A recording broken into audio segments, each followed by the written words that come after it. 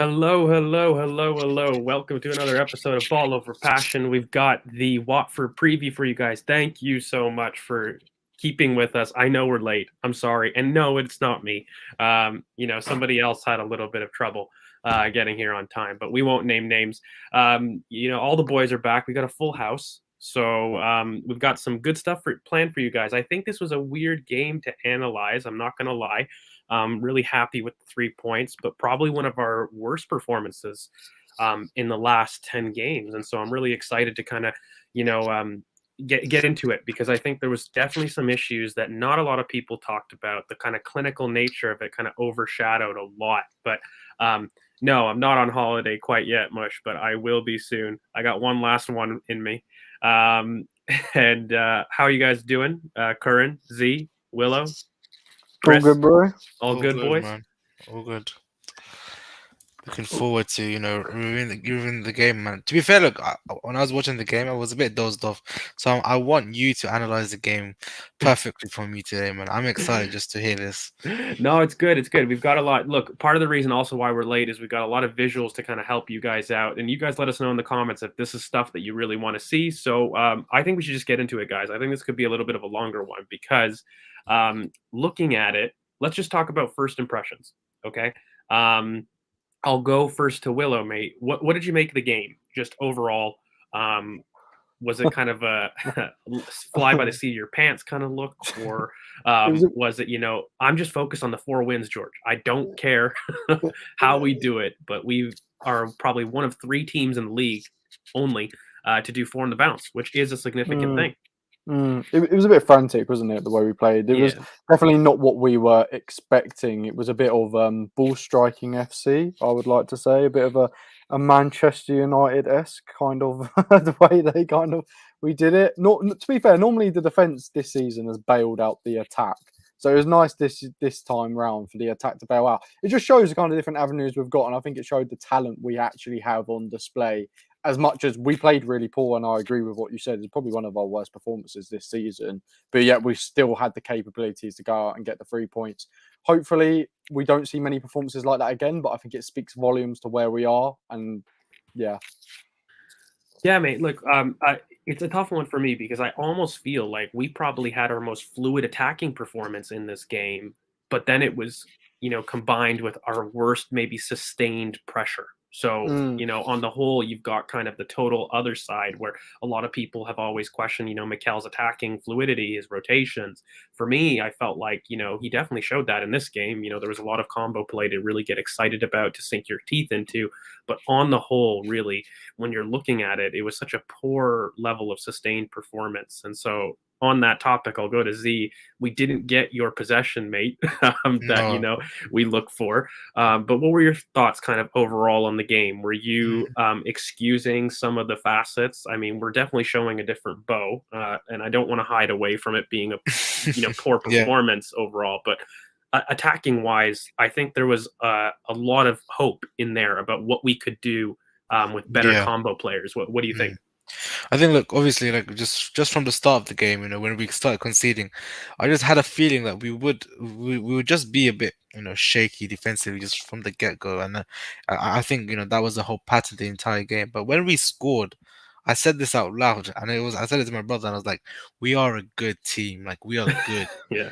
and and that's the main thing because when you see your team score from like the first point of attack, Mm. that's when something has changed because what, this is completely different to what we used to see out, even last season when we kept on trying to score goals and he just wouldn't go in the back of the net, and I just feels like we've improved our ball striking, and you know what, we found out different ways of attacking. Like we saw 2 similar goals in one half. And when you usually see that, where where you see Lacazette lay off the ball to Saka or Lacazette lay off the ball to Martinelli, and they were all very similar. You don't see that, but it's clear that something's working, and it's clear that the boys are like they're completely confident regardless of regardless of what the game state is. And I think this is what kind of impressed me, regardless of the performance defensively. I feel like some of the stuff that we did in midfield, I wasn't too impressed, especially with Granit Xhaka. I feel like he had his worst game in a while, and this is what kind of concerns me, because I feel like it's not been picked up since the Wolves game, and I think it's progressively gone worse. So I think that's something that needs to be addressed. But overall, honestly, I think I'm more happy with these kind of performances where we're digging deep, because that means we've got a platform to build on. Yeah, exactly, mate. Like, and we definitely showed a different bow in terms of our attacking potential. But Curran, he's back with us from the land of technical difficulties. What do you make of kind of the first impressions of the game? Do you kind of share like the overall sentiment right now, where it was maybe one of our worst performances on balance, but there was some peaks in there, attacking wise, that probably is the best that we've seen this season. What did you make kind of the performance overall? Are we good? You good? We are good. We're good. Cool. You're very good. Thank you. Well, this game, for me, there was some very key issues that we found. I think since this switch, this 4-3-3, we've had this kind of grace period that has gone, and there's been specific issues that have been addressed in terms of creativity and fluidity. But this is the first game for me where you could see where these issues could be caught out. You could see, especially on that left-hand side, there were issues that we were struggling with. And it was very, very obvious where the issues lied. I think one of the key points I think we made in the tweet was talking about how we look to actually go and talk about how we try to be as compact as possible while still having this 4-3-3 in place, and there were key issues with players not dropping deep, players getting caught out in specific instances. And even though we won the game and we had to win this game, let's be real, it's very good to see that there are still, it's good to see there are issues, but we still manage somehow to wiggle our way out of it. I don't like winning this way. I think that it was a game where, honestly, I wouldn't be a surprise at all if we drew, and that's kind of disappointing because there were clear issues where we could have taken charge in this game, and we had a flurry like we have it throughout this season. We've had a flurry of good play, and strangely enough, this felt like a Man United game. It felt like this was a lot of ball striking, a lot of really good moments. But in terms of general structure, it just felt like there was something a bit lacking. And there were times where we just it didn't look like we were at it at the time. And that's what worries me a little bit. Yeah, I mean, I'll go to Chris. So essentially, when I really look back at the game, it was actually kind of oddly an amazing clinical performance by both teams. Like, we saw some incredible finishing, and both sides, and for the most part, this was really important as a game week of rivals dropping points. And yeah, insert joke about Spurs aren't your rivals. I know that they're winning right now, but essentially, West Ham, United. All the boys around us, in close proximity of drop points. So for you, was it a case of just kind of get over the line in this case, which I think for me is harsh, to be fair, because the attacking peak of our performance was phenomenal. It was among the best this season that we've seen. So it's tough for me where on balance, I think it's probably one of our worst performances, but then you've got peaks here where we just blew them away with supreme quality. Like, what did you make kind of the game overall? Yeah, it was weird because there was points in the game, like in the 40th minute, where we had, say, 70% possession for like 10 minutes. And then after that, we just started conceding so many counter-attacks. And there was never apart from small 10-minute periods, we never dominated the game. We never had complete control. And then Watford had so many chances that that on another day, they probably score maybe 5 goals. Same as us, we had a lot of chances that we wasted. And on the balance of play, I'm not even sure we necessarily deserve to win. If we drew that game and I watch back all the highlights, I'd probably feel like, oh yeah, it was a fair game. But Watford didn't take their. We'll get into it. But Watford didn't take their big chances, and this is probably our best ball striking performance in a long time. Like, all three goals were great goals. Watford's first goal was a very good finish as well. The fifth goal was probably the only poor goal in the game. That their second goal, but apart from that, it was just like very efficient from us and just very inefficient from Watford. Yeah, absolutely, mate. And look, I think it's a difficult thing for me to really get into, when I'm looking at trying to analyze this performance well. And, I think there's been a lot of debate, certainly online, in terms of our positioning change and our system change and whether that's good or whether that's bad. I think we really saw the flaws of very basic fundamentals. And, Mikel was visibly pissed after the game. You could really tell that just the team in general had a really poor day off the ball, which is very odd for Arsenal because in this 10-game run, that's been our strength.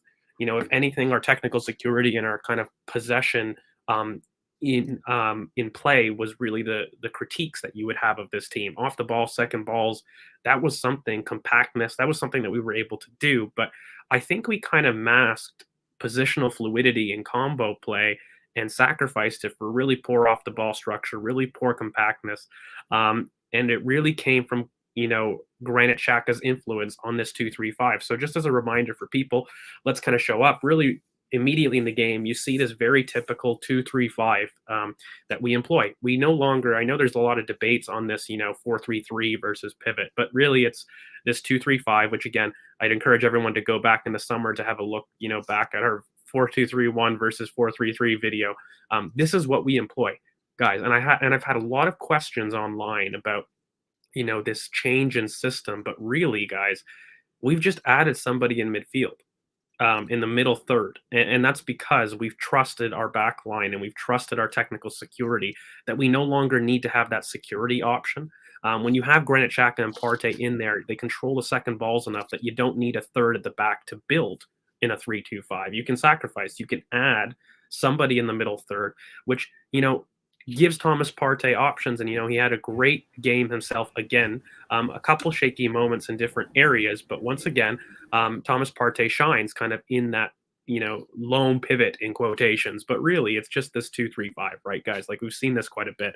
But the issues that we've had, came from our kind of eights being a little bit more vertical. So what do I mean? So I'll walk you through this kind of picture here, and we'll try to dissect where things went wrong for us really all game. So really what happened was our eights in this system are in the inside channels. So we're talking about Granit Xhaka, who's really highlighted in that fancy little glow effect number. So yes, Bush, absolutely. We're becoming fancy. You guys wanted us an increase in media value. We are giving you it.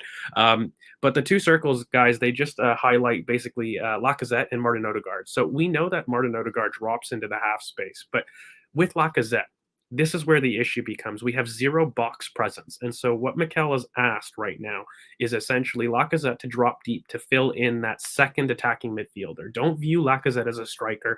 He is essentially another attacking midfielder in this system. But what he's asked Granit Xhaka to do, to his detriment, by the way, is as an 8, he's asking him to pull their center backs apart, and he's making a diagonal run into the box. And what that does is it leaves massive amounts of space, really a hole in the left center mid. And we saw that exploited versus Wolves, guys, when Podence drops into the half space, but he's asked Martinelli to kind of hold the width out wide. And, Kieran will kind of supplement by coming into that space, but there's a massive hole there. And it's all to basically supplement Lacazette and his ability as a striker. And when you get that kind of false nine, who's a second attacking mid, without Emile Smith-Rowe, you kind of rely on Granit stretching the defense and giving that option, but it doesn't give him the best of his qualities. And, it really highlights the fact that Martinelli is stuck on the touchline and he doesn't look good. And it's no shock that Martinelli didn't have a great game. So, but that kind of gets exacerbated if Martinelli doesn't track back. And that was a huge story of this game where Granit Xhaka is the 8 that's responsible for stretching the center backs, but then Martinelli and basically the wing players in general put huge defensive responsibility to put a shift in, which they weren't doing. And we kind of talked in the preview that Watford don't look at the middle, so thank goodness they don't have a half space. But what they do is they have great wing play. And for me, guys, it really fell apart off the ball because it played into Watford's hands. We had our wingers that were shirking their defensive responsibilities, and Granit vacating that space to kind of fill in the space that Lacazette leaves him. It's not the player to do that.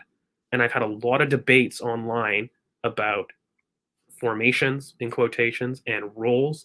And for me, this is a bad use of role. Okay. In theory, who do you want really wide? Probably someone like Kieran Tierney. Who do you want making that run into the box, ideally, if Emile Smith-Rowe's not there? Martinelli. And so there's a lot of discussion to be had about, how strict do we go in these formations? Because it kind of lends to what you would want in recruitment. So I'll go to like Willow, first mate. Did you realize kind of a difference in our 4-3-3 in quotes in how we did it versus Watford versus other games? There was a big reason why, for me, we had such a big problem, but it's been exacerbated by a couple weeks. We saw glimpses of this versus Wolves. And I think it really needs to be addressed because Mikel clearly was yelling at, Granit to come deep. And there is an issue here. So what would you believe is kind of the solution? But maybe did you recognize this problem as you were watching the game? I just find it quite weird though, because it's obviously not what Mikel wants, but then you ask the question that why does it keep on happening at the moment in the last few weeks? And I don't know if it's a miscommunication thing, but it looks like Mikel was quite open about that is a problem, because I think you saw after the Odegaard goal, him actually go over to Xhaka and Gabriel and actually talk to him about it and talk about that being a problem. Xhaka going up and going way too far up and being like that. It is a bit confusing to see. I don't know what the miscommunication is between them there. I think off the ball, I think it's even worse. I think that was so much worse off the ball for in attack and in defence. I think the overlaps were really, really poor. That was my biggest thing, was the everyone seemed to be struggling on what role, who was going where, who was marking which player. So they just kept on, their right back just kept on overlapping, and no one was picking him up. Martinelli was more inward. Xhaka a lot of the time was just walking around at the edge of the box. Tierney was just sat in. No one knew who to go, where to go. It was really, really frustrating to watch. Yeah, and I think I'll go kind of to Z next, mate. Look, for me, we've had some famous debates on here, right, about positions and formations. I have a question for you, George. I think. Yes. Okay, go for it. I know you're going to ask me one, but I'd rather ask you. Sure. So, I have a feeling that this whole setup is kind of temporary for now because, we haven't seen Tomiyasu for a while. Do you think this whole system changes when Tomiyasu is back and we revert back to a pivot? Not quite. And the reason I'm going to say that is, did you see that Sky interview with Mikel Arteta that was going around kind of last week, where he talked about strikers kind of in detail and about he doesn't want to have to change his system? Okay.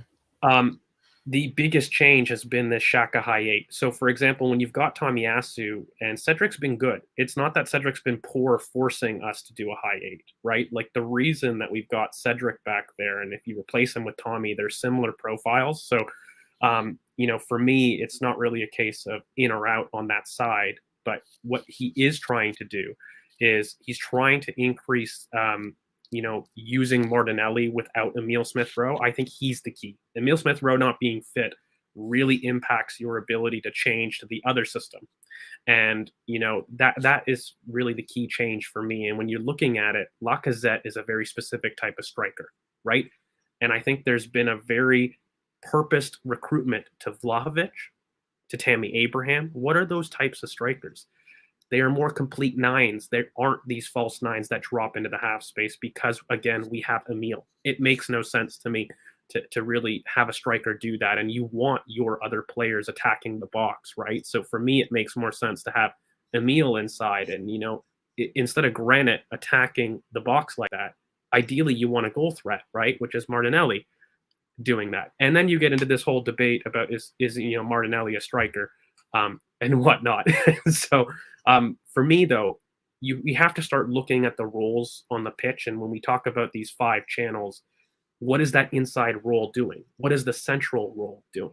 And we got to get away from this thing that it has to be the same for each person. When you have those 3 inside channels.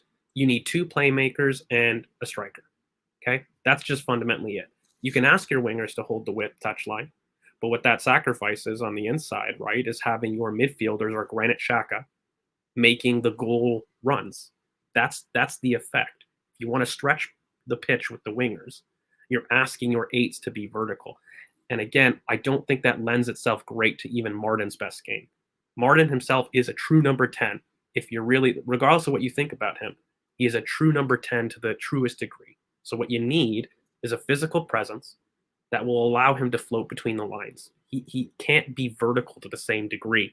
And you're going to be asking Martin to make those runs that, again, kind of combat Saka. So for me, I'm looking at a different type of system to kind of accommodate this. And I think we've made a change because Lacazette is our striker in order to accommodate him.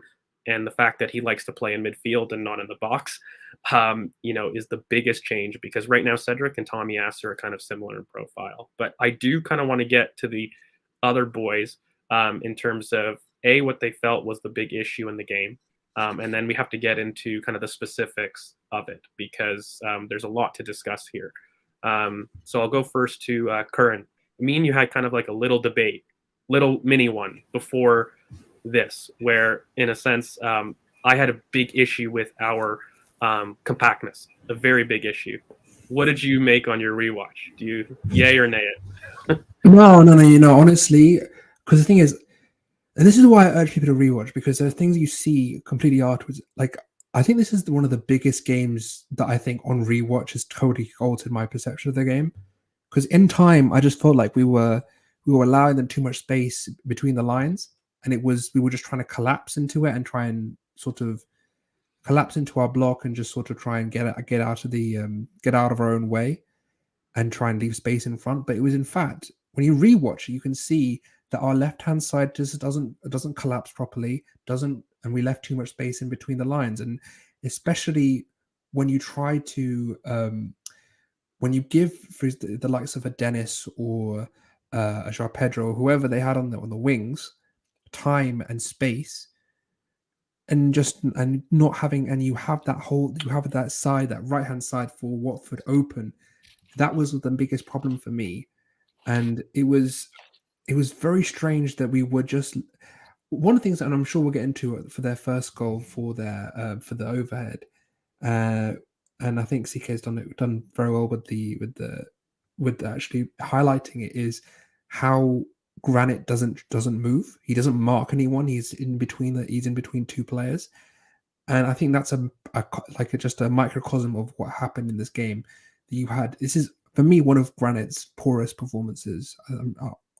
Initially, I thought maybe it was kind of a combination of that entire left-hand side, because I remember when I was doing the tweet, I was talking about the initial draft was right-hand side dominance versus left-hand side weakness.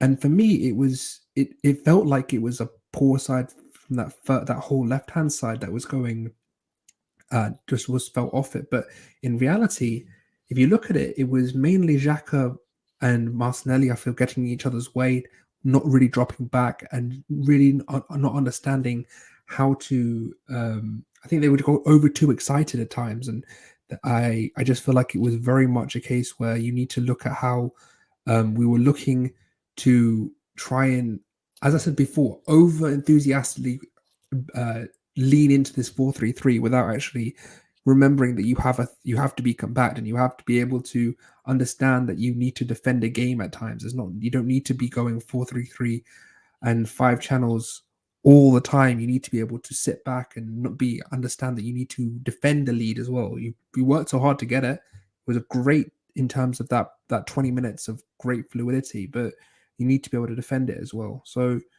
I think that whole left-hand side needs to take a look at itself, but specifically Xhaka as well. Yeah, well, I mean, and I'm seeing a lot of people talk about who had bad games and whatnot, but that whole left-hand side, the distances aren't to the best degree of those players. You're asking Granit Xhaka to attack the box. That is his role in the high 8. When you're having a touchline winger, that is his role. Is that the player that you guys want doing it? No. If you're asking him to attack the box, that means Kieran Tierney is going to be inverted and inside. I've seen a lot of people comment on the goal that Kieran needs to meet his marker out wide. No. if he is an inverted fullback in that role, his defensive duties are inside. It is Martinelli and Granit Xhaka to meet the wide markers. That's the consequence of this kind of system.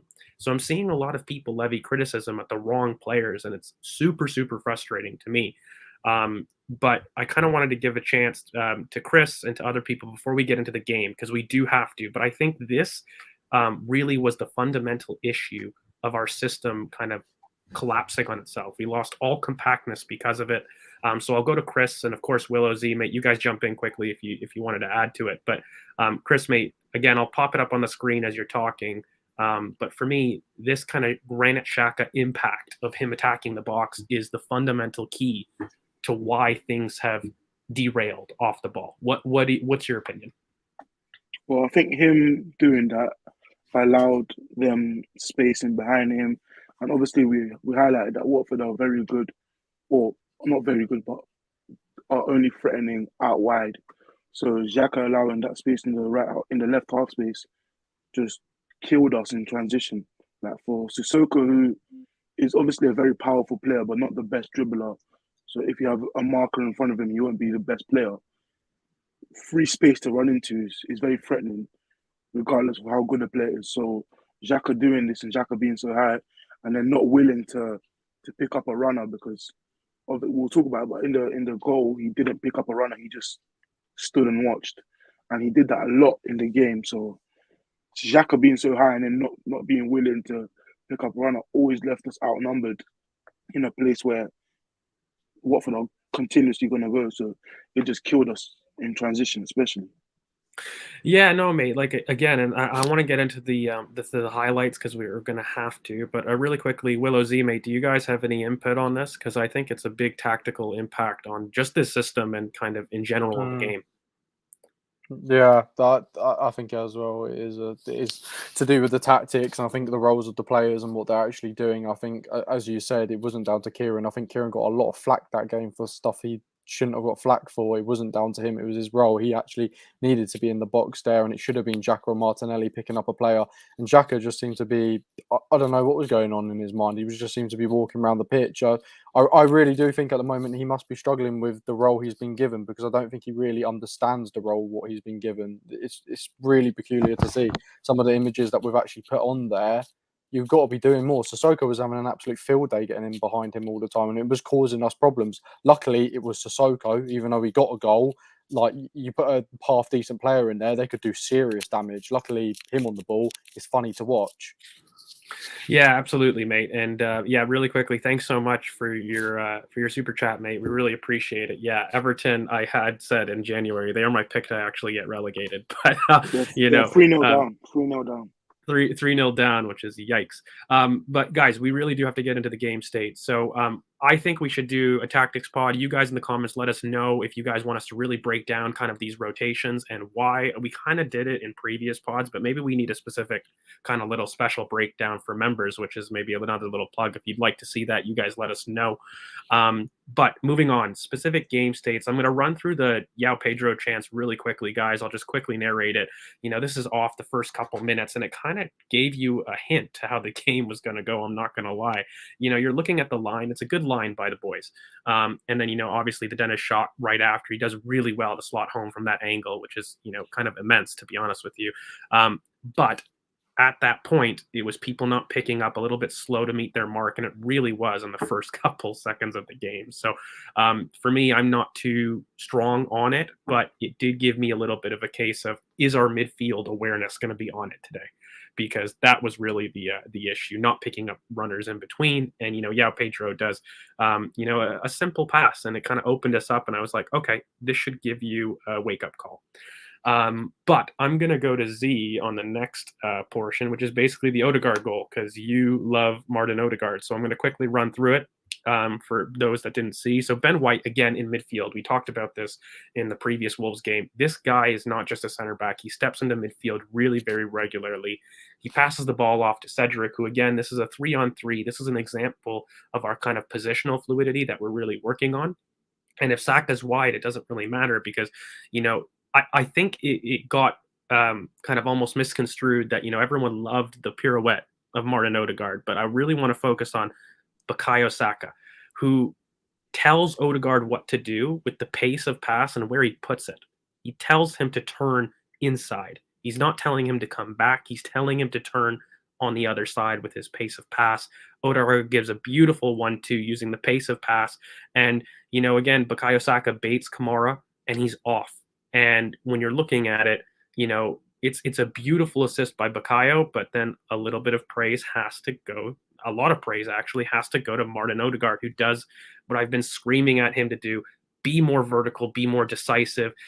Ironically, in this little passage of play, he sets the ball where I would like him to take it first time, and somebody almost gets there. But this is Martin being aggressive. This is him being vertical. This is what we want to see. And shock horror, when he is aggressive, he gets a goal. He gets an impact.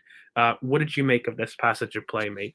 No, honestly, just you can see something that what we didn't see like from last season is it's just that initial chemistry between Saka and Odegaard, and this is something that you can see the synergy. You can just see the fact that they're growing in confidence as well as a team. And to be fair, just looking at how Odegaard's been just from the start of the season up until now.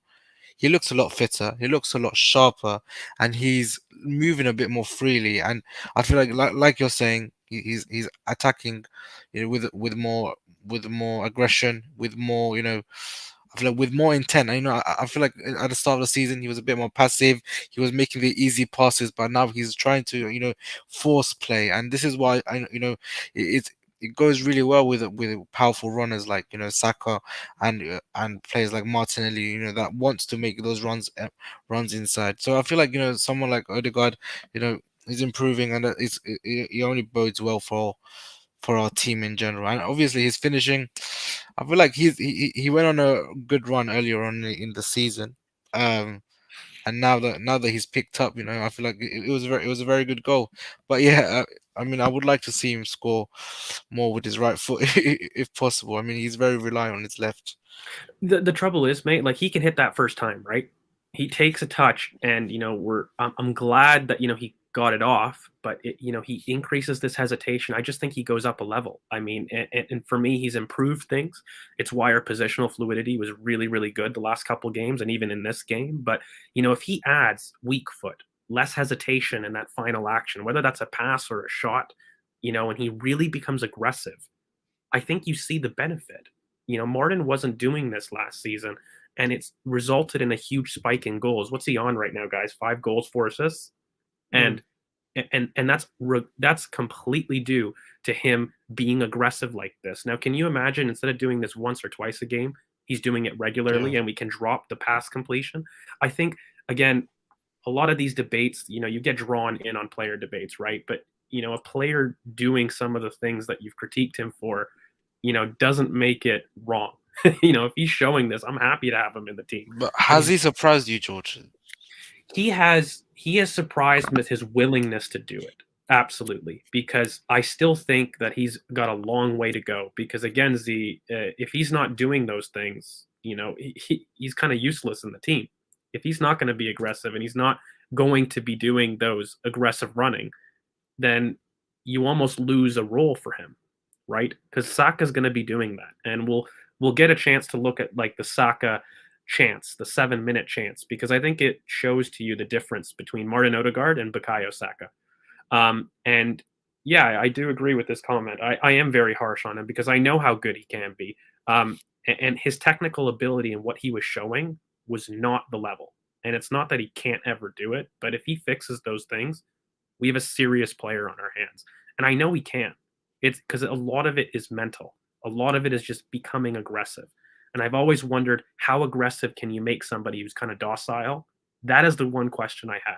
I'm sure as a coach you can fix it, but how aggressive can you make it, and how willing is he to change really to that? But I'm going to go first to Willow on this next chance, which is essentially the Bukayo Saka. And I want to have a section for Bukayo Saka because he was easily man of the match for me, like absolutely immense. And it starts in the 7th minute, and I'll just set the scene.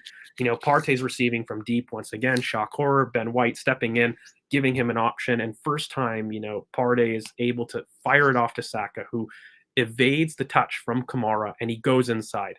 Now, this for me is the difference. And when you look at it, he shows great balance, as Chris is saying in these animations, and we know where the space is to burst into.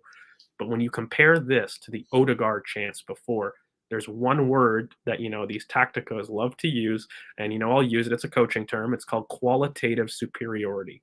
So right here we have a 3v2. Martin Odegaard's right behind in play, but Saka takes out 3 people on his own from simple movement, but being aggressive. His first touch is always to burst into space and to hurt teams where he creates those 3v1s. He has no right to win that race. And actually, Watford have done well in that situation, right? Watford have done amazing. They're actually holding the advantage down there. But Bukayo's brilliance, his ability as an outlet right now, he's taken the next step. Again, this kind of, this chance really talks a lot about him, but, he gets his goal, and we'll talk about it after. But this kind of chance for me embodied the next step that he took this season. He's now got his most officially productive season. What did you make of Bukayo, and also just this chance in general? Like, I think it screamed the steps he's taken as an outlet this season, but what do you make of that? I think it shows you the level that he's up right now, the confidence that he's playing at. I think he's got every single thing there.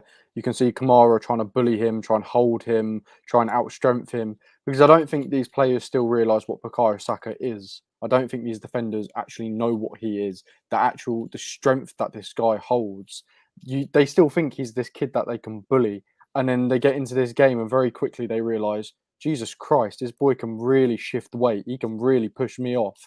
And he did that. He did that later on in the game to get his goal. He completely bodied the player to the floor, sent him to the shops, and then scored his goal. And in that situation with Kamara, strengths him off. The pace and power, the touch, it's all beautiful. That big touch, no one thinks he's getting there. No one does. The Watford players don't think he's getting there. They think, okay, that's good. He's took a bad touch. We'll be able to get there. He's beaming. He's there. He's willing to do anything now. And I think comparing it to kind of what Martin can do, I think it's a bit maybe, I don't know if I want to use the word harsh. I just think they're very different players and what they can do. I don't think Martin's got that physicality about him to be able to do that kind of take 3 players out of a game, maybe with a pass, but I don't think with the actual pace and dribbling on Martin Odegaard that he'd be able to do that as such compared to Saka. Saka's just at a different level right now, and I think he's showing it in the league. He was getting compared to other youngsters like Hudson-Odoi in the league. Now he should be getting compared to people like Salah, the best players in the game. Well, mate, you know what I'm wondering? You put somebody in that position that can do those things, that makes that side unstoppable, right? Yeah. You ideally would like to recruit the 2 inside channels to operate that way, right? Like, you want this also on the left. So then teams are like, well, we can't afford it because we have 2 players now that can create this separation at will. And for me, when you look at it, at least we're kind of looking at systems and overall, and we're looking at impacts, right? But that whole right-hand side, I think that was really the crux to us being able to win this game in those 20 minutes, right? So, it's not to say that the alternative is shit or whatnot, but I think in the first couple minutes here, you can kind of see the impact that both of these very different profiles have to different degrees of effectiveness. But I think you really saw the improvement in combo play between the 2, right? Yeah. And that's really what a lot of fans are asking for, isn't it? Yeah, I just think with Saka as well, I think his technical security has just completely gone to different levels as well. I don't think he ever looks like he's going to lose the ball. Like, it's situations we've seen this year, where people put 3-4 players on him. That clip against City where he's got 5, 6, 7 players around him. The boy just never seems to be able to look to like lose the ball. And on the Martin Odegaard thing, their combination play is becoming beautiful to see. Like, the willingness for Martin to run into the box there, you would have never seen that last season on what he was doing. Like, he properly broke a sweat to get into that box. It's the best thing that our team's done. Between him, Emile Smith-Rowe, this ability to get players into the box has been an absolute mainstay kind of in this team and improvement. And I'm going to go to Curran to get him in on this Saka love-in where, essentially, let's look at the, this 2v1 chance that, he really creates on his own once again. He has a through ball off to Cedric on the inside after again creating numerical superiority. Once again, it's 3v1. Saka has no right to do this. And this is why I was so surprised For me, he was clearly man of the match. He was doing this all game. When I facetiously talk about Jordan rules, guys, by the way, this is what I mean. The technical term is qualitative superiority, but this is Jordan rules. You've got 2 to 3 players on the boy, and he creates a situation where he takes out the entire side. Cedric's coming in. He does a first-time cross, and, of course, we've got who we've got in the center of the pitch, who's a little bit follicle challenged, who cannot get there. But, if you were to add, a striker into that, say a Dominic Calvert-Lewin, I'm just saying names, that's a goal. Those are the chances that, you need to have taken through on teams, especially, ones that you're really trying to take advantage of. So, current mate, what do you think about Bukayo Saka? I'll throw up his stats in terms of the U21, but your turn to shower the boy with praise. No, it's quite clear what everyone you need to start talking about Bukayo is his management of space in terms of making space for himself and making space for others is amongst the best in the world. I'm not talking about the league, I'm talking about the world. He's one of the best at creating space for himself and for others. His ability in one-on-one duels, his ability to draw man and draw attention towards himself, to create that. I mean, George, go back to the Odegaard, go back to the Odegaard picking up the cross, the last one. Look how the fact that Bukayo there has 3 men on him creates that massive. You can see a triangle there in between the centre back, the full back, and the 8 where Martin's running past. You can see how much space is created in that channel for Martin there. How much are you able to see? How much space are you able to have? Like, how much do you need to be able to create either a shot for yourself or a pass or a cross? He is so good at drawing attention and making sure that you can have players run into space or run into places where he can find them and execute well. He's so good at doing the basics at an elite level. He's not someone that goes and thinks about, okay, I'm going to take. He can do it. He can take on 3 men, but he's able to identify the basics of football and do them at an elite level. And but you know what, mate? Like, he does the basics, but look, the easy pass was to Odegaard. The easy pass was, that almost U-shape that everyone hates to do with Arsenal. When we talk about aggression, verticality, when I mention those words, I don't just drop them at the source. This is the difference. This is the difference that Bukayo does. It's not just enough to have 3 guys on you, but you have to have the presence of mind to put it in a position where you keep them on you. And what I mean by that is, by just passing off to Odegaard, is you don't make use of this numerical superiority. That pass does nothing, because then those 3 just shuffle up and they easily mark everybody. But unless Odegaard hits that first time or hits it at an incredibly quick even rate. if he does, he's got a marker right there. So in order to do that is the thing. It would have Bukayo to be an is insane amount of the pace would have to be insane to actually get the ball to do what Bukayo did. You need to have what he does is he makes sure that you actually have the ability to quicken the pace of your attacks, because he's so aggressive with it and he's so vertical. And in terms of things that we haven't even mentioned, his progressive outlet work, his ability to take it from the middle third to the final third, his ability to take on people and actually create his own shot, his ability in terms of ball striking, in terms of getting his own shot off, his positioning in the box. Goals like Newcastle are perfect examples of this. Like, he is someone that you can guarantee to pop up in the right time, not only the right time, but in the right space at the right time. He's someone that understands rotation. He's someone that understands how to create space, as I've mentioned before. All of these things he's elite at. Yeah. And look, I'm going to go to Chris next. Haven't heard his voice in a while, but I know he wanted to talk about this. This is the Watford breakdown. Now, I'll quickly set the scene, Chris, and then I'll bring it back to kind of the big overlap for you to kind of dissect for us. But again, it's that Granit Xhaka awareness. It was the first thing I talked to you kind of in the group chat about, right, mate? Like, when you're looking at it, let's just quickly run through. So you had the Firmino overlap. That you've really beautifully done in animation style. Sissoko is engaging Tierney, and what is Xhaka doing? He's not marking anybody. And I remember that a lot of people said, Martinelli has to do better stopping the cross. And a lot of people said Kieran has to do better stopping the overlap. And for me, once again, it's about understanding your role and whose job this is, because Kieran is the inverted fullback. Therefore, he has to mark Sissoko. He is closest to Sissoko. Therefore, Kieran is out of the play. Now, Martinelli is, hopefully he's trying to stop the cross, but you can see early right now where Granit Xhaka is ball watching. He is not looking above, where he can see the Firmino overlap, and he just chooses to ignore it. And when you're looking at that, Xhaka has to communicate and have the presence of mind either to say, I will pick up Sissoko, or push Kieran out. One of the two, but it is his responsibility, and he's ball watching once again.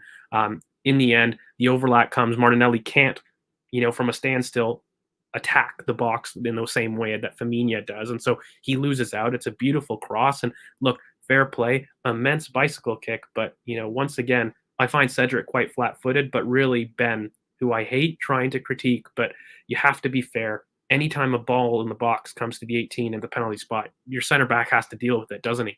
Especially since Gabriel is there. What did you make of kind of the overall breakdown? And if you want, I can kind of go to the first picture again. Yeah, but it started from a through ball by Dennis to Sissoko, which he engaged Tierney from. So he was with Tierney for maybe 20 seconds before this cross even happened. So Sissoko's engaging Tierney, and Xhaka has been in that area of the box for the same amount of time, to be fair. And obviously, this Firmino overlap is so deep that all the players can really see who's covering. Gabriel can't move from there because he's covering the near post for Pedro.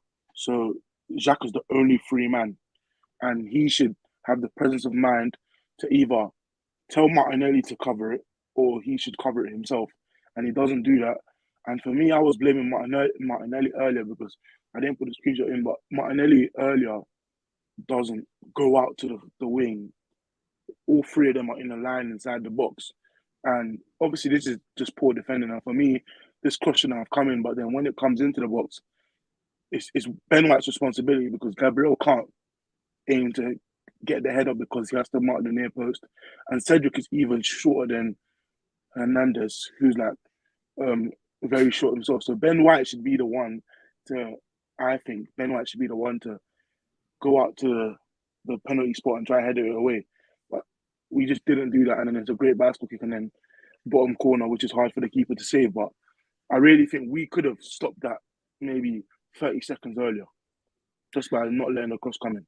Yeah, mate, and look, it's frustrating because I shared the same thing. Once again, I think Granit Xhaka had the worst game, of all the Arsenal players. And it comes back down to really that lack of awareness once again. But, the defensive line in the left side is just not understanding their distances, regardless of who you want to blame. And I never like blaming individuals. I think Granit is guilt-edged in this chance, absolutely. But the distances aren't being judged great. And of course, guys, look, we're not hammering players, but, it is important to discuss. And I think this goal rather, was very easily avoidable.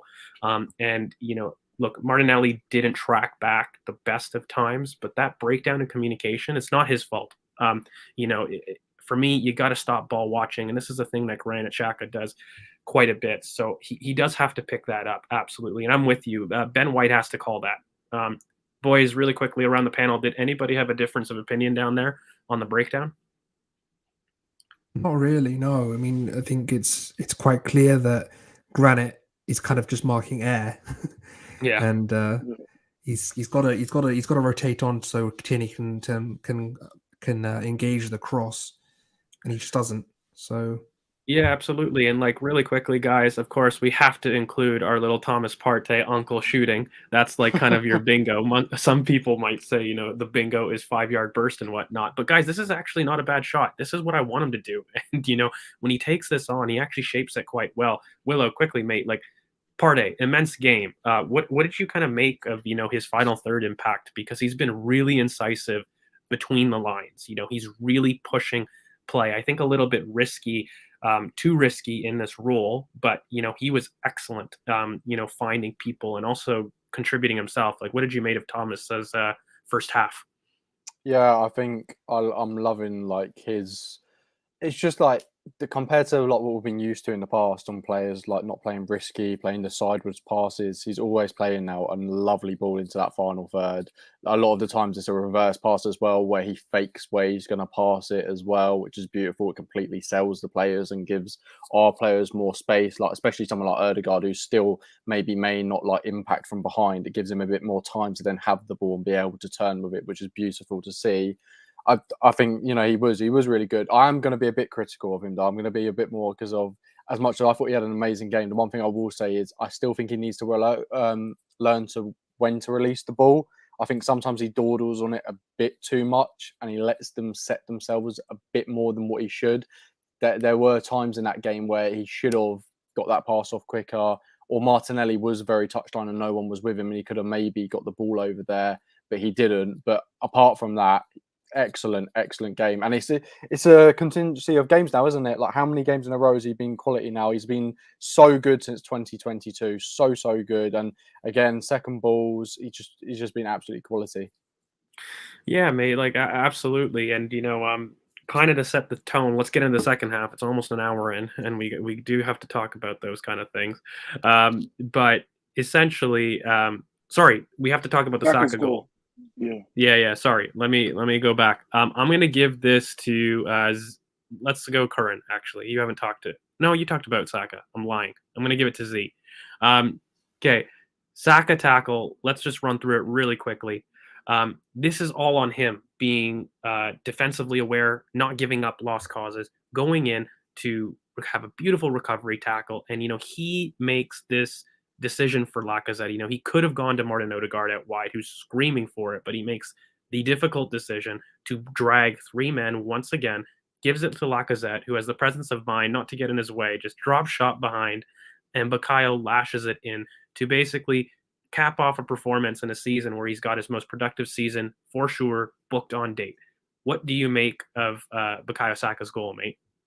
I think it just shows, the kind of difference in Saka. I mean, a lot of times last season he would take up these kind of positions and he'd try to pass it out wide or he'd just hesitate to shoot. But this year, I think we've seen a different demon in him. We've seen someone that is more aggressive, someone that's more ready and willing to take charge, and to see that passive of play where he's taking the ball from from the Watford defenders. And then he's basically, done a 1-2 with Lacazette, and he's done a very good shot where where we all know he has very good ball striking, and that kind of goal is not really a surprise to us. But the fact that he's done it, it's really good, and it kind of shows what we can see more of in the future. And I was really impressed just with the way the goal was scored. And I'm pretty sure you've all seen the compilations. It was pretty similar to the Messi goal that he scored for PSG as well. So yeah, it was really nice to see. Yeah, mate, absolutely. And the last kind of thing is a big part of, I guess, transitioning to the second half, where I think we were quite flat. So this is actually kind of pertinent. But this was a situation that we found ourselves in the first half far too often. And following that kind of goal, we basically have Moussa Sissoko in behind Granit Xhaka once again, and this, for me, is where this kind of structure breaks down. And when you're seeing that happen in transition, it's really difficult to stop if you're not going to have people doing their jobs defensively. And I think this is why Mikel was so upset, because to start off the second half, boys, we didn't look good. The second half was a very, very slow start before the Martinelli goal, which we will get into, don't worry. But, the entire team looked flat. And I don't think they really responded to the kind of the second half talk. I'll go really to Curran, mate. Like, what did you make of kind of the start of the second half prior to that Martinelli goal, which was really well timed, almost against the run of play? we looked. I feel like we didn't really start that second half. We just kind of went out there and just sort of. It was very slow, a bit lethargic. Didn't really see much in terms of wanting to retain the ball. It just seemed a bit scrappy. It turned into a bit of a scrap fest. And until that Martinelli goal, it was sort of like, we're in the ascendancy, and I kind of felt in real time. I mean, on the rewatch, I felt different, but in real time, I was like, it was just peter out into a 2-1, it is what it is, and we move on. But on rewatch, it just felt like, hang on a second, they really could have quite easily, pressed on and gone and done something with this game if we didn't sharpen up. And that Martinelli goal came at a really, really opportune time because they kind of were growing into it at the time, and it wasn't looking in terms of, well, on the rewatch, it didn't look like we were really feeling secure in the game in real time. I don't know if anyone else thought about this. It just felt like, okay, we're just going through the motions. It'll just peter out into a 2-1. But on the rewatch, it's like, okay, we need to sharpen up here. It wasn't really looking that great. Yeah, no, mate, absolutely. And, I'm definitely going to go to Willow for this next part because Martinelli goal, mate, we are the Martinelli striker fan club. And so essentially, I'll just walk everybody through the goal really quickly, though. So Arteta assist, boys. Look at that. The presence of mind, as Senile says, the quote of the day, he is alert to it. Mikel knows exactly what he's doing. And, he gets a quick throw in off to Saka. Cedric is off. And he's got a first-time ball off to Martin Odegaard, who has a lovely bit of improvisation, has the presence of mind just to dink it past an oncoming defender. And Lacazette does well to have a really nice layoff, gets out of the way once again, where we love to see that. And bang, in central positions, it doesn't get more central than that, Willow. Top bins, beautiful finish, so clinical. What did you make of this goal, which again was kind of doing the rounds on Twitter as Arsenal don't play good football proof, but it was a free-flowing move, pure instinct. This was no attacking channel tactic thing. This was combo play and improvisation with just beautiful finishing in the end. What did you make of that?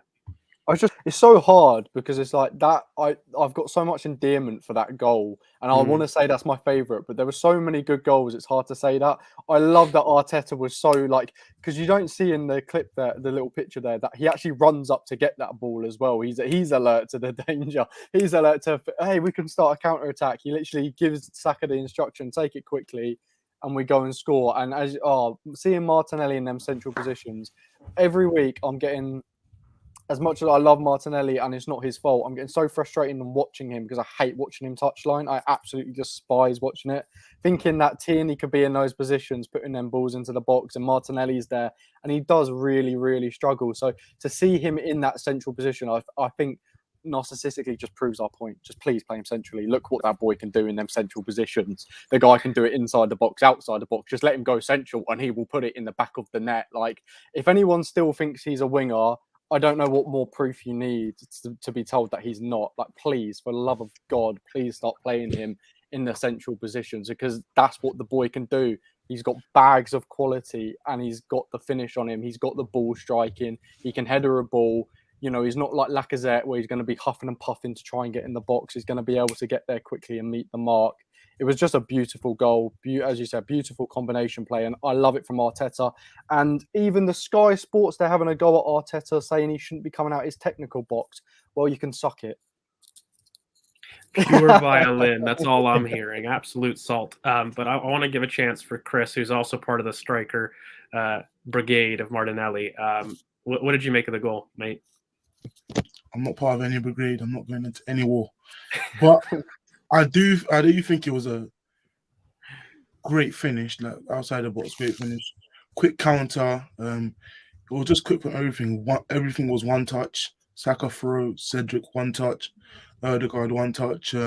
Laka, very good layoff, and he just put it in the top corner. And Foster was so angry when it went in. And then it was against the run of play. It was like 52nd minute, I think, top corner. But before that, Watford had the ball, and we won it on a quick transition, and then we scored. So without being that quick and that alert, like Partey said, they I don't know if this is true or not, but he said that they do it in training, that these situations to be very, very quick and capitalize on any situation because you never know when you're going to get this. So yeah, it was a great goal, and it's the second best goal for me. But it is a very good goal. Absolutely. And then I'm going to give something not very fun to talk about because I think that was the best part of the second half. And unfortunately, we do have to get into it. We broke down, guys. We did. In the second half, we were gilt-edged not to sacrifice at least 2 goals. But really quickly, Ramsdale makes a really poor error in distribution, who had a very tough game himself. Really, the whole back line struggled except for Cedric, who had a good game once again. And Gabriel, who was really good in defensive positions. He struggled on the ball, but defensively, Gabriel was immense. And you're kind of looking at White, who has struggled in this game. White, Ramsdale, Granit Xhaka, players that have had excellent last little bits of game time, all struggled in this game to really do their jobs. And I'll go to Z first, mate. There were some gilt-edged chances before Sissoko got a goal. It wasn't against the run of play. There was an Emmanuel Dennis chance after Martinelli failed to track back, and it was an open net, really. And he misses it after flashing it across goal. What did you make kind of this breakdown, really, after going 3-1 up? Because it wasn't like the line dropped. It was just people weren't doing their jobs. Yeah, I mean, to be fair, it just felt like, I know it's not the same kind of situation, but it just felt like very similar to how we were performing with Leicester earlier on in the season, where we scored and then we just dropped off, and then we just couldn't keep the ball for some reason. And Leicester kept on attacking us, and Watford were just doing the same. They kept on attacking down that left side and the right side, and I don't know.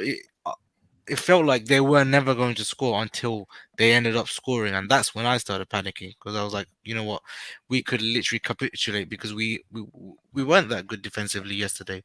So yeah, I mean, it's something that we got away with, in my opinion, and I feel like it's something that we need to sharpen on. But you know what it is. You know what they say: when Rob Holding comes on, when we're winning, we're not going to lose. So so yeah. Absolutely. Another chance for the narcissism, Pat, because that's the bingo, finisher Rob Holding. But, we'll get to that kind of, at the end. But guys, really quickly, there was kind of a penno shout, if you do want to call it, really, really quickly. Yay or nay on that? We'll go around the round table. Willow? No, we should have had one though. Curran, mate? Nay. Chris? It wasn't a pen. Like Erdegaard got the ball. If you go back to it, you can see his foot's on the ball. Exactly. And just for people to show that. It's not even in the I was box. gonna say, it's not even in the box. It's not. Yeah. So look, I thought it was ridiculous, but we do have to talk about it really quickly. But guys, the Sissoko goal is probably something that we want to get into, and I do want to give a chance for Curran, for you to kind of walk yourself through that kind of mistake in a sense, where when you look at it, Granit Xhaka has a look. He's ahead of Sissoko, by the way, in the first run of play. He's looking over his shoulder. He can see Sissoko's there. And I really struggle to understand why he hasn't judged the flight of the ball here. It isn't, really, it's not really something difficult, right? Like when you are looking at it, he's ahead of the play a second before he is looking at, Moussa Sissoko. So it's not like he's not aware of him. Gabriel is forced, to kind of carry the run who's going outside. Right now, I'm looking at Granit to kind of clean up, and we're in a decent chance. Okay, we're okay defensively. Once again, look at Arsenal's line; it's really, really good. There's only two players there. He should be dealing with it. What did you make kind of this breakdown in Granit Xhaka's involvement? But unfortunately, Ben White, who we will highlight a little bit later too, he has to do better cleaning up the second ball there, sweeping. He does a very poor job, contesting the ball, which you can really see over here. If he's committing like that, he's got to win the ball, even if if Granit loses it. But what did you make of it, mate? And obviously, Sissoko does his job to finish his dinner under Ramsdale. But what did you make of that? Go to the second one. Go to the second one. The one with White to missing the ball. This one, yeah. Look at where Xhaka is there. Right? You can see that Granit has kind of just left his man, and he's what annoyed me about this goal is all you need to do here is track your man. Track your man. Ben White would have come for the cover 2-on-1 and you're fine. But he just let his man go. He let his man run, and even on the ball, you should. There's no excuse to not run and at least contest that ball. So it was annoying, and people seem to be wanting to go for White. When I agree, White should have done better in cleaning up that second ball. But I'm not sorry, not really come across and contest that that one-on-one duel, because he misses it quite clearly, and it's disappointing from him. But my issue right now is that you have to be able to track your run, and you can see that from that first picture to the second one. You can see that it's not like he's bent his run. It's not like he's sort of got out of eyesight and sort of done some kind of RVP-esque move to try and jink his way into space. It's just a straight run. Just follow your man, and you just have to make sure you keep on your man. It's not that it's not a hard thing. It's just a silly lapse in judgment, maybe a lack of. I don't think he gassed. I just think he just sort of let it go and thought Ben was covering it. Ramsdale, I mean, in that situation, I'm not really that. He tries to spread himself. I'm not that huge on it. It's the fact that he was allowed to be that close to goal in the first place that annoys me, and it's on both Ben and on Granit, but mainly on Granit for tracking his man and following that run, because it's quite clear that run needs to be tracked, because Gabriel has pulled out of position, and you have that space, and it's not like he was like on the other side of the pitch. He's with Musa. He's with Musa Sissoko there. All you need to do is just run back with him, and we're fine. And it's 3-1, and we go home packed. But it's 3-2 then, and it's squeaky bum time, and you're trying to see out the win with Rob on the pitch then. And that last 5 minutes at added time, we had some dark arts, which I'm sure we'll get into, which was fun, and Tierney trying to fight man, which was fun. But for me, it's all about the run there. If the run is tracked, we're not into any of that at all. And that's the key bit from that take. And I was saying earlier when we started about how it felt like Granit was too occupied with occupying that high 8 space instead of tracking back. And this is the emblematic of that issue. So that's it. Yeah, look, and again, like I don't want it to be. Look, we're going hard because we've had such a good run of performances, but I just feel like it would be disingenuous if we weren't critiquing some of the off the ball play. And I think Mikel was really, when you look at kind of the kind of post-match press conferences, you could tell he was upset. A lot of these are basic non-negotiables and fundamentals that these boys know how to do. We've seen them do it. And I think they just took their foot off the gas kind of very simply. And, they did rely on kind of their really great attacking play. And, yeah, Yo-Yo's right. There was a lot of passengers kind of in this team. But at the end, we ended up having like a peak attacking performance and in clips and in jumps. But I'm going to go quickly to Chris. We had a really quick chance before we get into the dark arts of it all. Just quickly, George. Just say one last thing. It's because we know that the performance levels of someone like Granit, and as George was saying earlier, of Martin. We know what they can do, and that's why we're hard on them. It's not like we're just coming for them just because we don't like the guys, but we know what they can do, especially if you do stick to a pivot or you want to keep Granit high. Either way, that's the main point. The point is we need to take this forward and understand that there were issues there, but it wasn't all on the issues that people were saying, sort of like Tierney, that we'll get into now. I think a lot of blame has been misappropriated, and we need to understand what were the key principles of this game was. Sorry, Chris, go on. That's the main thing I wanted to get out.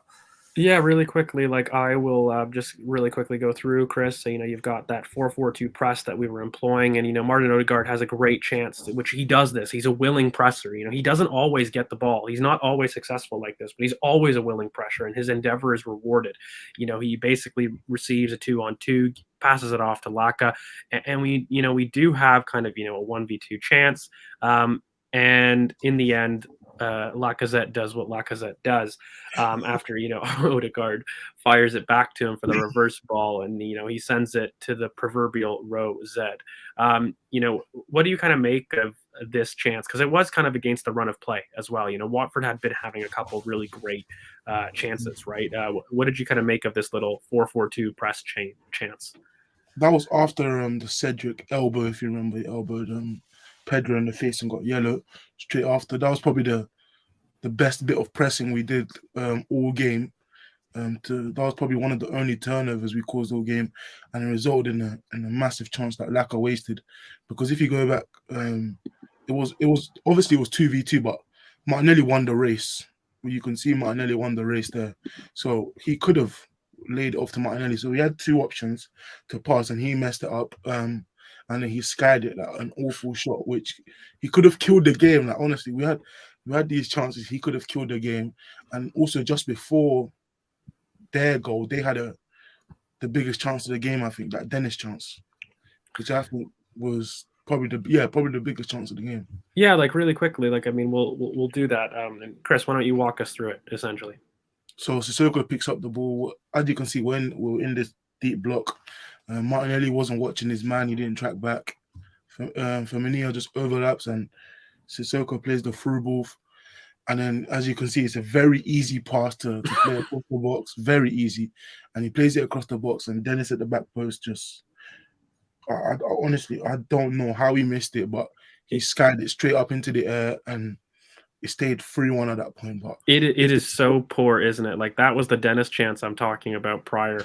You know, and that was crazy. I don't know how he missed it, honestly. Guilt edged, and it was just it wasn't good at all. But you know, kind of, I think for me, mate, like when you look at it, in the end, that kind of passage of play just described the match in general. So Yeah. poor, basics of us not doing. And by the way, we've been excellent defending these kind of transitions, and you know the line is good. It's just people aren't doing their basic jobs. But then you've got that Odegaard kind of transition moment, and you know Lacazette. You know, he struggles, right? Like he struggles to, he gets a lot of praise for his link up. And, you know, we see the two goals where he kind of gets out of the way as opposed to really doing it. But these kind of, you know, 4-4-2 press turnover moments for me is what decides games.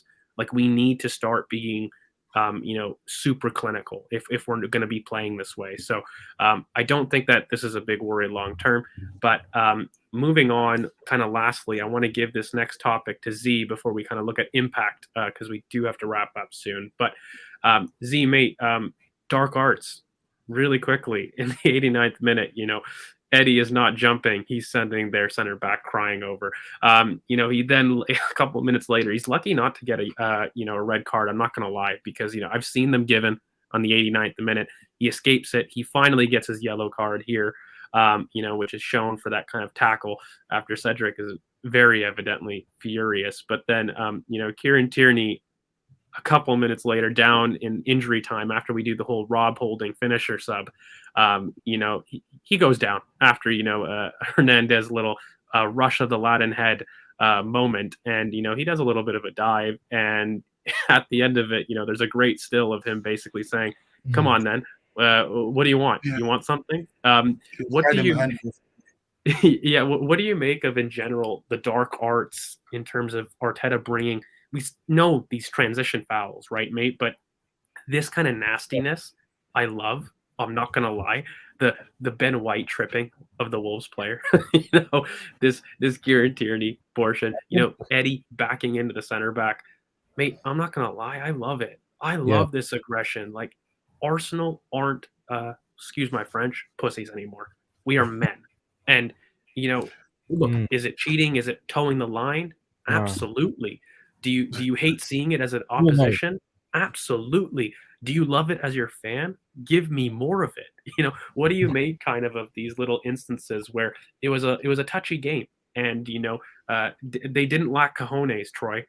You know, in those post-match analysis, as you know, as you were doing. So, what did you make kind of, you know, of the dark arts in general?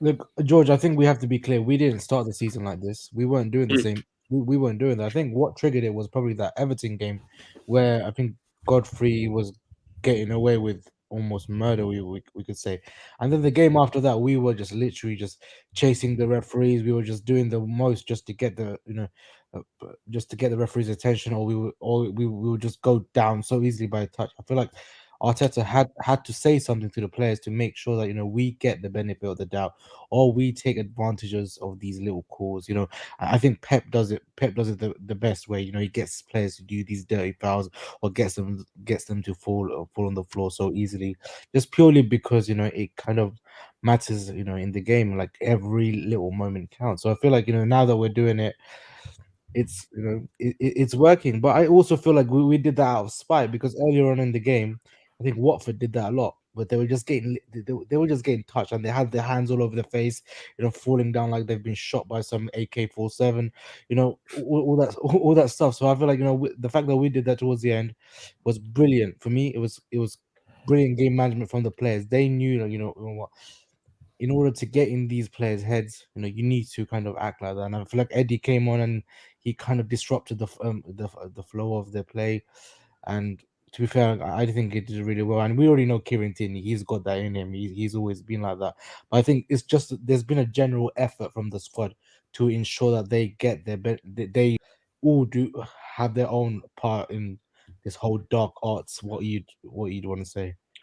Yeah, absolutely, mate. Like, look, I love it. And kind of to transition, we've been going for a while.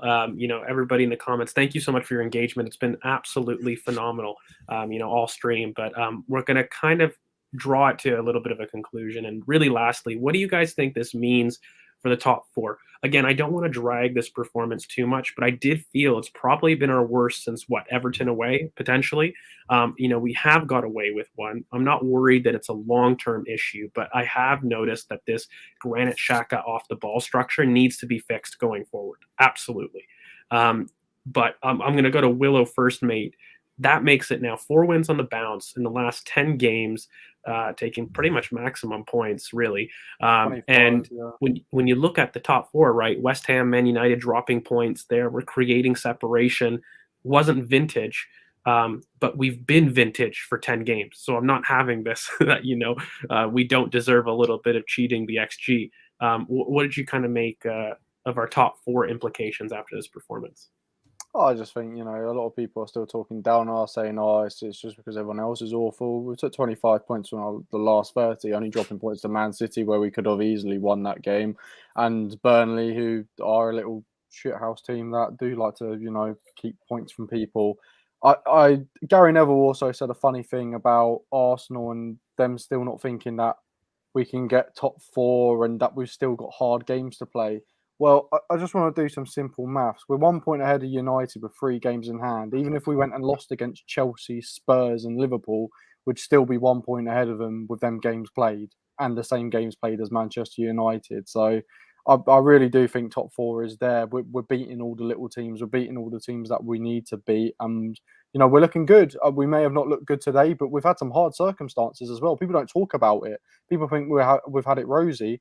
We've had sending offs. We've had Tomiyasu, our starting right back, out injured. We've had Smith Rowe, our top goal scorer, out for games, and we're still grinding out results. We're still playing well. We played some of our best football we've played recently. We were quality against Brentford. We were quality against Wolves.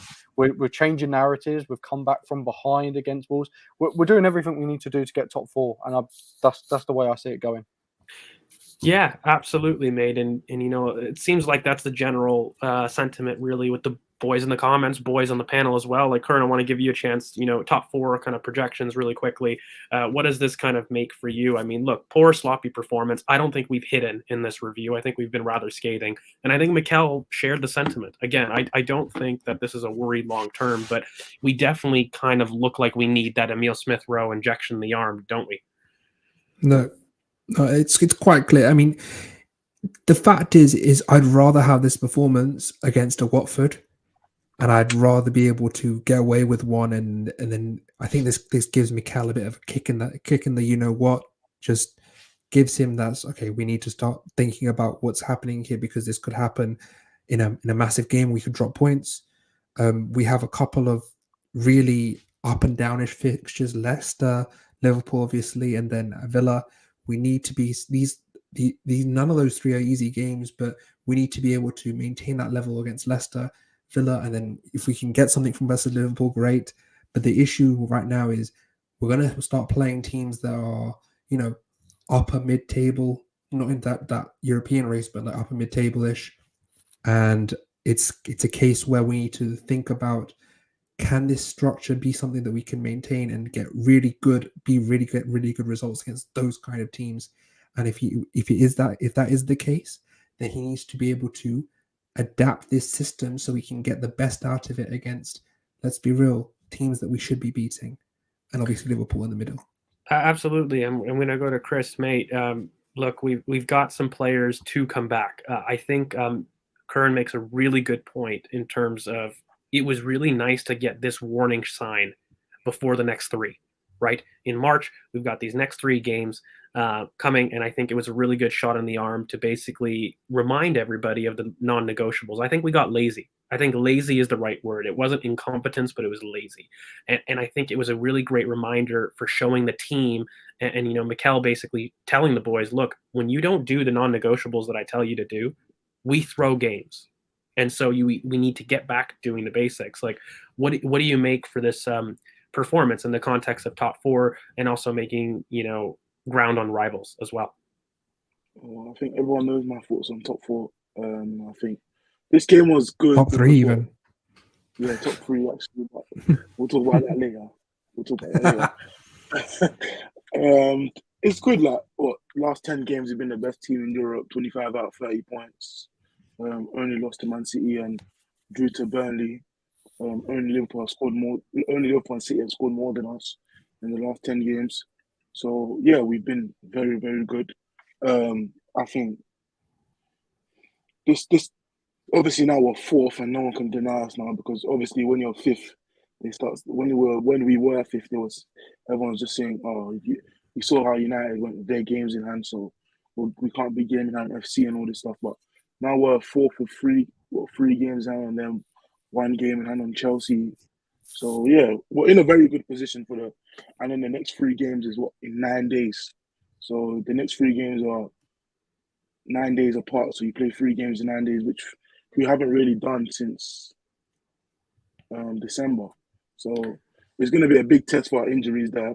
And our players I hope all our players are fit, because Smith Rowe will probably be back by then, and I hope Tommy House is there, because we'll probably need to make changes for those games.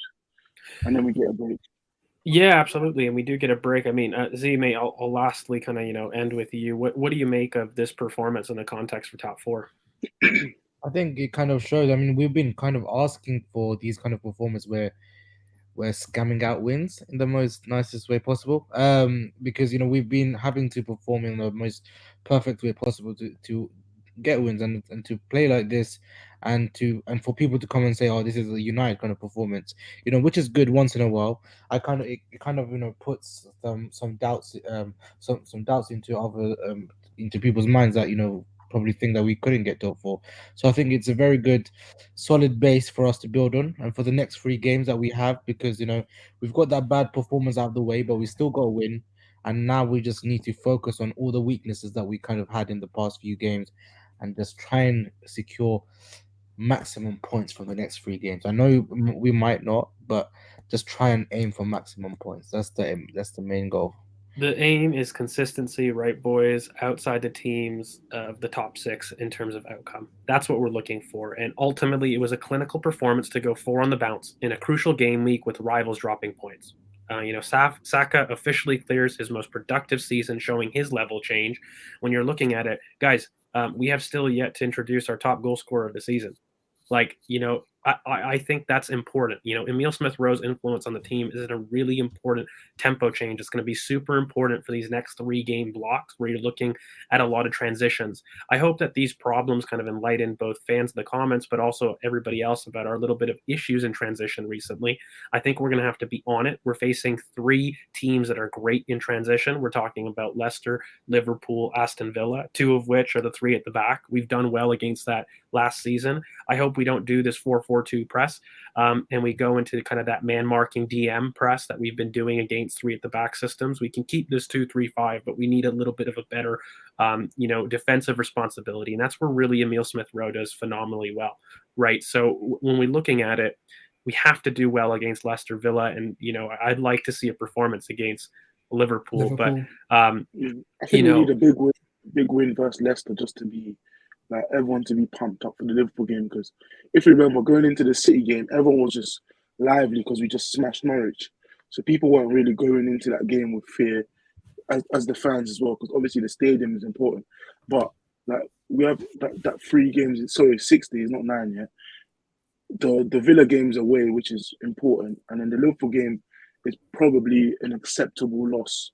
But the other 2, I think we really need to win before the international break. Well, No, it just- makes sense, right? Because Leicester does that, performance smacking, but also, we've got the United Spurs game, which, is another chance for us to gain points, on that, top four race, making advantage of those rival kind of points. But boys, it's been real. It's been a longer one. just last. Yeah, go ahead, Kern. No, I just want to mention that I think someone said there it is. We have 13 games left. 10 of them are against non top six sides. Some United and West Ham have 10 games left. Okay, I think we just need to everyone take a breath. I know it's going to be a bit nervous for a bit, and as I've said on Twitter, and I'm still going to reiterate here, you can clip me if you want to really care. End of April, it becomes mathematically impossible. I think that's still my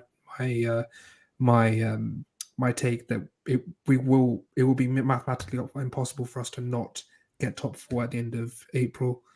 I just think that with 13 games left and 3 of them being with games, I think only one game that feasibly, I just think that it's just I don't think we win. The other 2 are draws. Maybe we can win. Spurs will be a game, and people are making it out to be massive. It's not that big a deal in terms of the top 4 race. They're on 26 games. They've beat Everton. Great. I mean, they're going to be playing teams like Brighton and Villa, which are much more suited to actually taking points off them. They have to go to Old Trafford, and we just have to take a breath.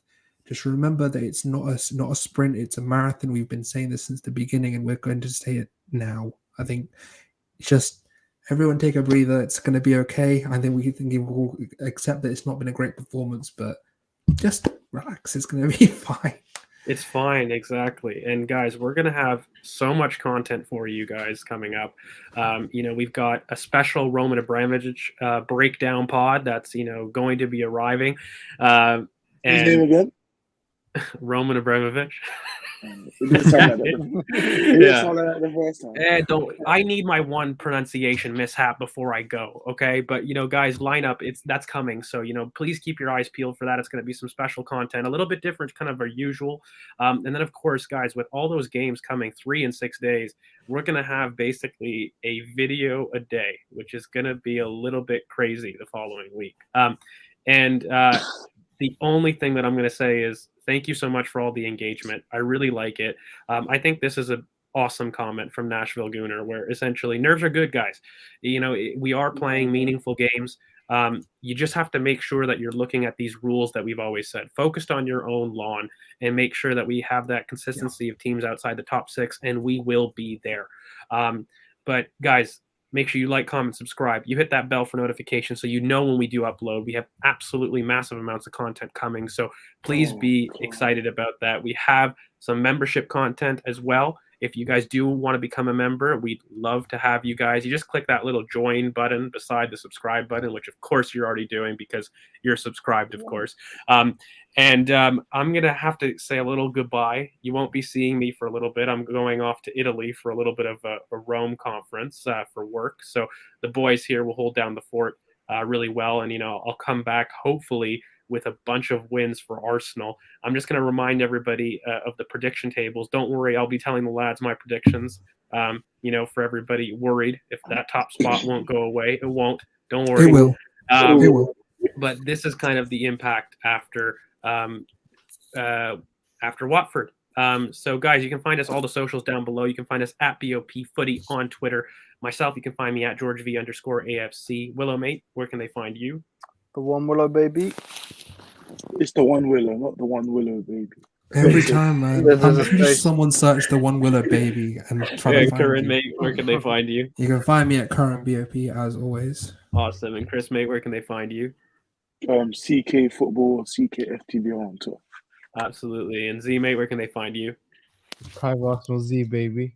There you go. Well, so there's a lot of babies coming at the That's end not of your these at anymore, usernames. though. Don't take my flow. What the hell is It's wrong not with your you? at anymore. It's private __ Z, isn't it? Guys, the amount of knocking on wood Yeah. I'm doing is just too much. I can't have baby anywhere in the atmosphere. So listen, guys, thank you so much for sticking with us. A little bit of a longer one. But again, I bid you adieu, as the French say. I will be back afterwards of March 18th.